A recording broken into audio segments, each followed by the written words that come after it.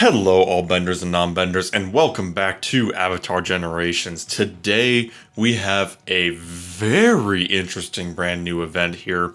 We've got not one, not two, but three sets of brand new quests and a brand new powerful opponent, Banner, who looks like it's going to be powerful indeed. So let's get right into it here. First of all, we have the event going on right now, Burning Peace. This event is focused around Officer Faction heroes and Fire Nation heroes. So we have, first of all, some Nature Stone rewards here based on how many you complete. If you do complete all 10 of these quests, you do get a total of 750 Nature Stones.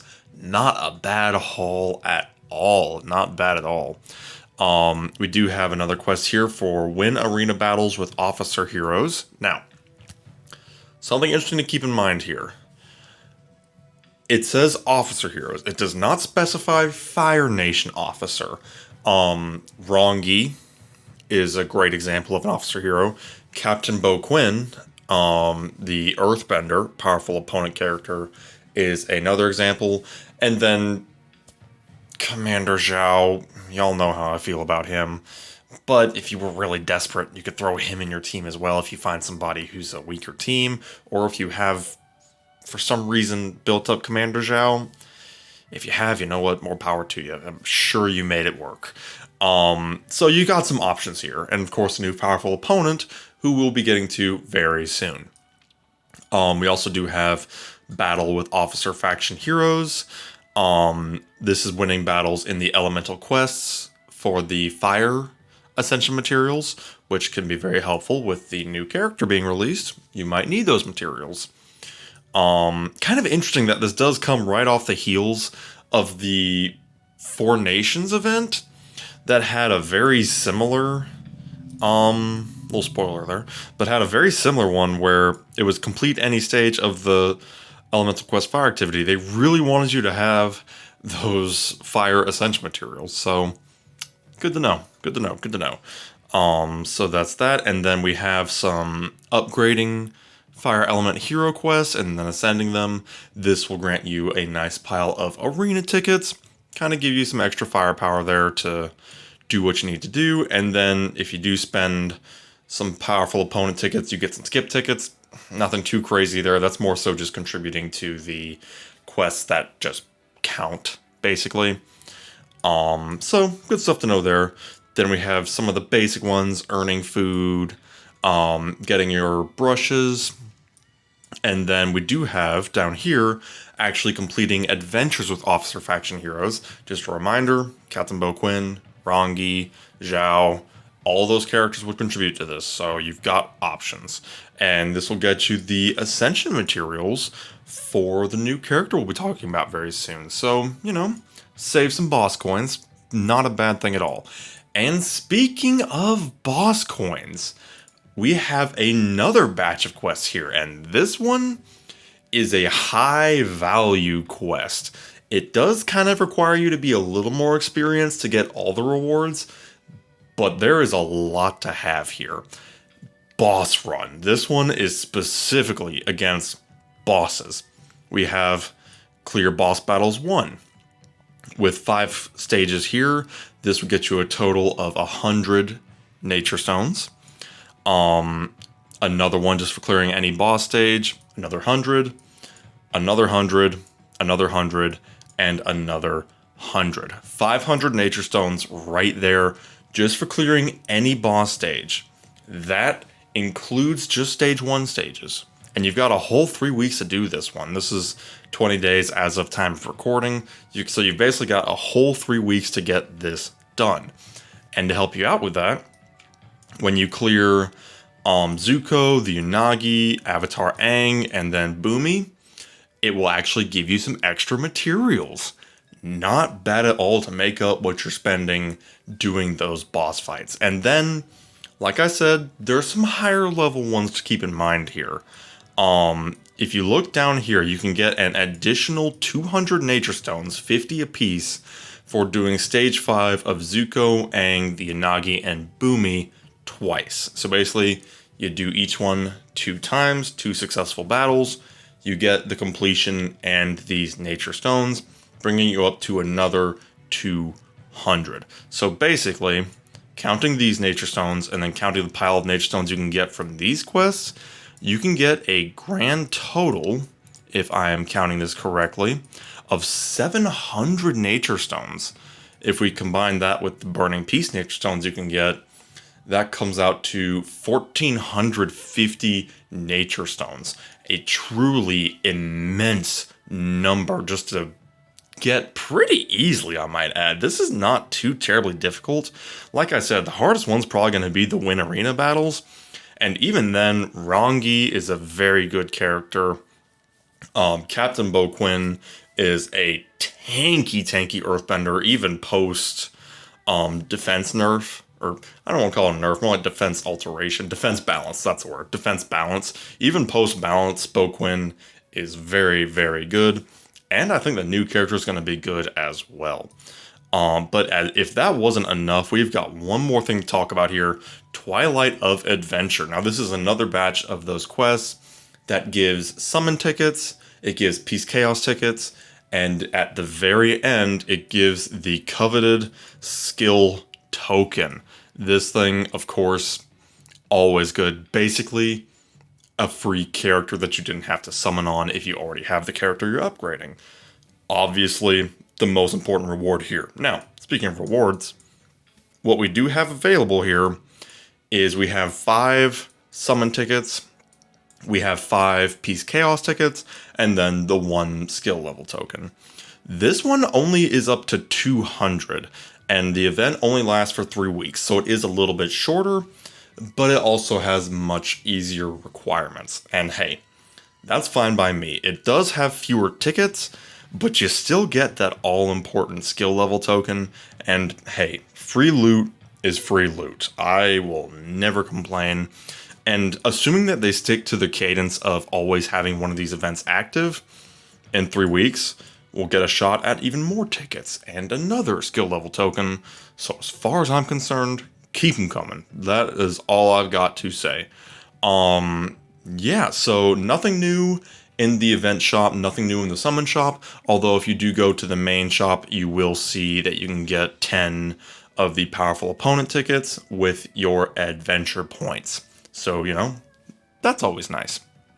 Speaking of those powerful opponent tickets, let's take a look at the Burning Peace banner with the new Firebender character, Captain Masaru. And it's so embarrassing, I don't know if I'm saying his name correctly, and they've even said it in their little, in their dev streams. I'm just going to assume it's Masaru, and go from there. We do have Masaru here, the new 5-star, and then a new 5-star relic as well. So if we take a look at him, he has his basic here, of course, Firestarter, deals amplified damage to one enemy, which is a 50% chance to increase the duration of that effect. Damage dealt ignores shield and damage reduction effects. So basically, he's going to punch through anything blocking that damage. When it says shield, that's kind of interesting to me. I don't know if that's like invincibility or skill nullified. I haven't seen the terminology of shield used before, so I'm not sure on that one. Might take some experimentation. We'll see. We'll see on that one.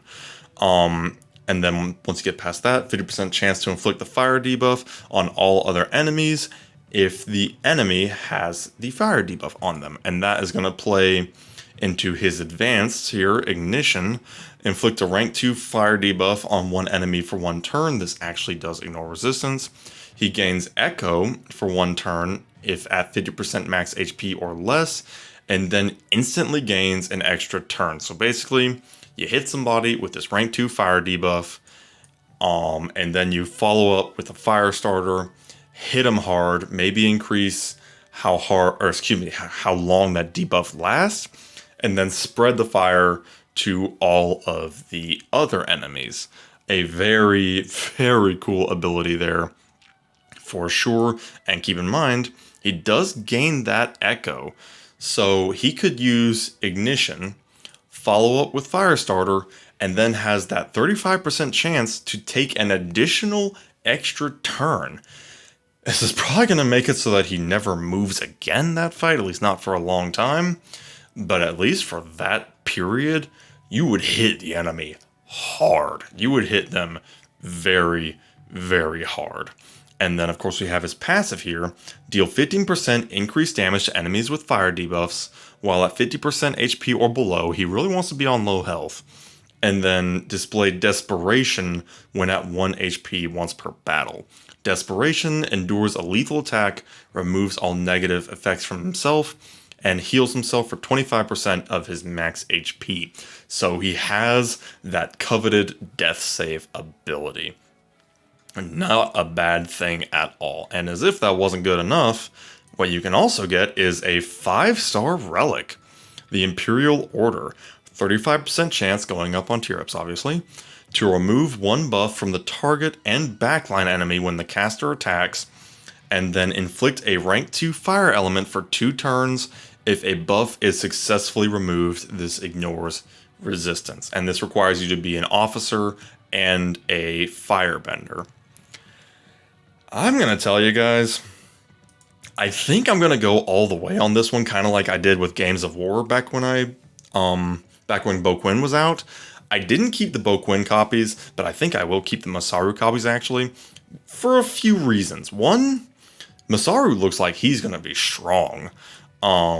Inflicting a lot of fire debuffs, hitting hard with extra turns, and then having a death save is never a bad thing. If you've ever seen that in Arena, being able to survive a lethal hit is an unparalleled ability. And who knows what a skill masteries does. And then the Imperial Order here, it looks like it's restrictive, requiring officers and firebenders, and it is. However, there's a fair number of heroes this could work on already. Masaru, obviously. Zhao, yeah, technically I am required to mention him because technically yes. But Rangi as well. Rangi is one who could absolutely use this one. She already inflicts a ton of fire elements as is with her advanced and does a ton of damage. Giving her the ability to remove buffs and just the straight up stats of having a 5-star relic here, not bad. Not bad at all. And then, let us not forget, I'm gonna step into the simp meme here for a second. Commander Mamushi, in the future when she's released, is most likely gonna be an officer as well. Now, there's also a very real chance she'll have her own relic, but I'm planning ahead, okay? I'm planning ahead. Just in case I maybe don't like her relic or something, or feel like this one would be better, you know, just in case. I'm stacking the deck in my favor, okay? But in all seriousness, this is a fantastic character with an extremely promising relic. If you're a budget or free-to-play character and you really want a powerful firebender and a powerful relic, this might not be the worst banner to invest some nature stones into in order to get him powered up. Nice thing is about powerful opponents, they're cheap. You will always get a copy of him and a copy of the relic in 10 summons. It is dirt cheap to get. You get some freebies. So just something to keep in mind there. I do think I'm going to do a separate video just to do some summoning on him. I know it's not quite as tense as previous summon videos, but you never know. Might get lucky and have a cracked pull. You never know. And it's also nice because on that 10th pull, you get both the character and the relic. So you get kind of a nice little 2 for the price of 1 deal. But that is going to be it for today. Very cool events. An actual ton of loot, and a character that I am very curious to try out and plan to very soon. So that is all we have for today. Once again, we are very close to 1,000 subscribers. Huge appreciation to anybody who has already subscribed and would love to add to that count. So if you haven't already, please subscribe. It would mean the world to me, and we shall see you next time. Have a good one.